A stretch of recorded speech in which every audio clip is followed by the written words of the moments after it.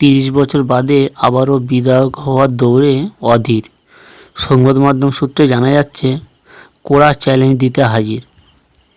BJP, Trinamool ও সব মিলে বহরমপুর কেন্দ্রের টান উত্তেজনা।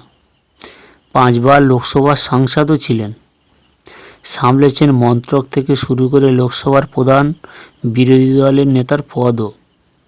আর পশ্চিমবঙ্গ কংগ্রেস অধিনায়ক ছিলেন একটা লম্বা সময়, সেটা তো মোটামুটি আমরা সবাই জানি। এবার 30 বছরের ব্যবধানে আবারও বিধায়ক হওয়ার লড়াইয়ে। সংবাদ মাধ্যম সূত্রে জানা যাচ্ছে, কড়া টক্কর দিতে তৈরি অধীর রঞ্জন চৌধুরী।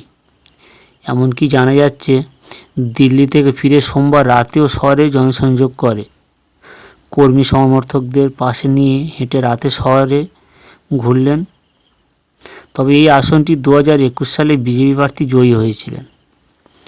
তবে 2024 সালের লোকসভা নির্বাচনে অধীর রঞ্জন লোকসভার প্রার্থী হিসেবে বহরমপুর বিধানসভা কেন্দ্রে এই আসনটি এগিয়েছিলেন।